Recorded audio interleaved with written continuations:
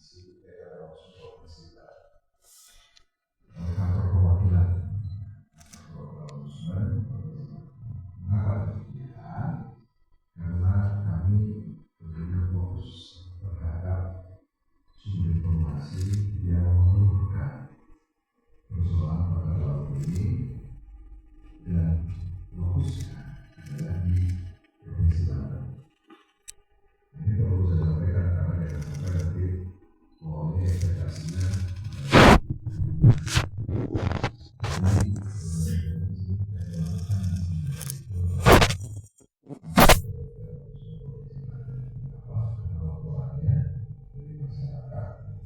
daerah Projo yang ada di wilayah Provinsi Banten. Nah, yang kedua, perlu saya sampaikan juga sebagai pembuka, karena nanti saya akan persilakan tentunya Pak Andi sebagai Kepala Kantor Perwakilan Ombudsman Provinsi Banten untuk menyampaikan hasil-hasil. Yang kedua, bahwa yang kami investigasi fokus terhadap fungsi pengawasan DKP Provinsi Banten. Kenapa? Karena asumsinya adalah adanya dugaan maladministrasi. Nah, kalau dugaan maladministrasi, maka satu-satunya institusi yang memiliki kewenangan untuk mengawasi pemanfaatan ruang wilayah bawah laut sepanjang 12 mil dari pinggir laut itu adalah kewenangannya Dinas Perikanan dan Kelautan Provinsi Banten. Jadi yang kami itu adalah kewenangan untuk melaksanakan kewenangan tersebut. Di luar daripada itu, isu yang beredar kan sudah menuju kepada potensi pidana. Nah, ombudsman tidak masuk ke arah sananya. Kenapa? Karena itu bukan kewenangan ombudsman.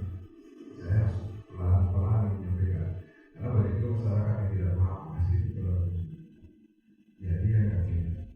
Nah, kalau misalnya pertanyaan, terus pakai yang sebanyak 30 km itu apakah kesalahan murni Dinas Perikanan dan Kelautan Provinsi Banten? Tentu tidak. Tentu tidak.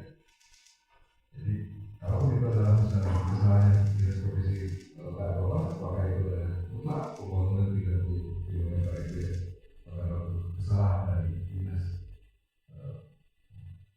Kelautan dan Perikanan Provinsi Banten? Tentu tidak. Namun dalam investigasi ini, ombudsman tidak menguji kewenangan yang dilakukan oleh DKP dalam melakukan fungsi pengawasan. Nah, yang ketiga, tentunya nanti dari hasil-hasil yang disampaikan, nah ombudsman juga mencatat bahwa isu ini pada akhirnya menjadi isu nasional yang tentunya publik itu juga menunggu bagaimana hasil investigasi yang dilakukan oleh ombudsman, meskipun itu hanya menguji kewenangan fungsi pengawasan.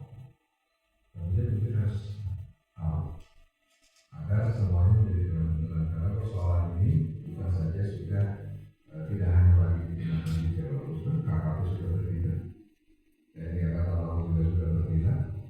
Dan saya mengucapkan terima kasih atas respon dari TNI Angkatan Laut. Kementerian ATR BPN juga sudah memberikan pernyataan terkait misalnya sertifikat HGB di daerah di Cirebon. Nah, jadi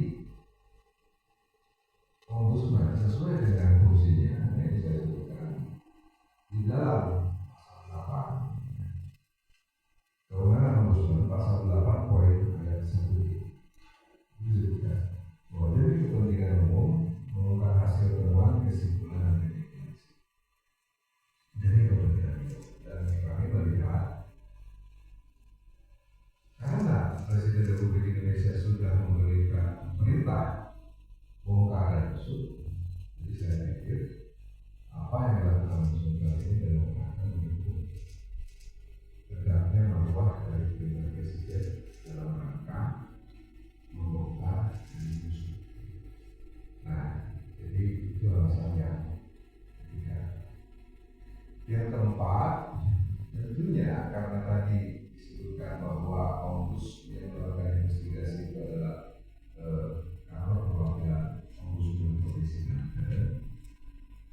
Ada kewenangan investigasi dibatasi. Misalnya tidak boleh tindakan korektifnya itu ditetapkan kepada institusi pusat, karena yang berhak untuk menetapkan itu adalah Ombudsman Pusat. Begitu juga, begitu didalami lagi bahwa ternyata ada persoalan-persoalan, misalnya ada indikasi kuat terkait dengan pidananya, misalnya ada indikasi kuat terkait perlunya evaluasi terhadap ASN itu sendiri, maka hal ini nanti akan menjadi sumber bagi Ombudsman Pusat untuk menindaklanjuti apa yang dilakukan oleh kantor perwakilan Ombudsman.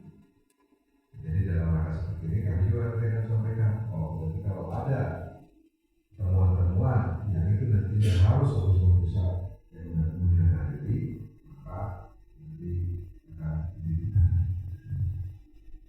Bapak Ibu, semua yang saya hormati, saya yang membagikan anggota Ombudsman Republik Indonesia yang menangani substansi ekonomi syariah. Perlu saya sampaikan, di sini yang menjadi perusahaan ekonomi syariah itu apa saja, kualitasnya, perdagangan dan logistik, perdagangan pangan, sektor keuangan, perdagangan desa dan yang Nah, Banten, selain itu saya pun juga mengaku wilayah Provinsi Banten. Jadi saya sebagai anggota Ombudsman mengaku wilayah, yaitu salah satu teman. Jadi mengapa saya masuk di sini, karena Banten mengaku wilayah, jika Banten adalah daerah yang saya ambil, artinya seluruh apa yang dilakukan Banten itu secara otomatis menjadi tanggung jawab saya. Nah, yang kedua yang kami lihat di sini adalah persoalannya adalah memang persoalan menghadapi. Jadi kami masuk bukan persoalan hari ini. Jadi dulu itu masuk bukan melihat persoalan ini. Ada persoalan mengapa ada pakar yang mengganggu maka mencari alat pembayaran. Nah, tentunya sesuai dengan definisi dari dalam administrasi, bahwa administrasi itu adalah perbuatan melanggar hukum, penyalahgunaan wewenang yang dilakukan aparat penyelenggara negara dan pemerintah yang tidak menimbulkan kerugian masyarakat hukum materi, maka kami pun juga kalau waktu di awal saya menyampaikan baru dugaan, maka pada kali ini akan disampaikan berapa ya kerugian yang dialami oleh tentunya ini kerugian yang sifatnya matematis masih lebih kepada pendekatan untuk menduga terhadap kerugian yang dialami. Ada pun jumlah kerugian yang secara pastinya dinilai kalau. Nah, jadi Bapak Ibu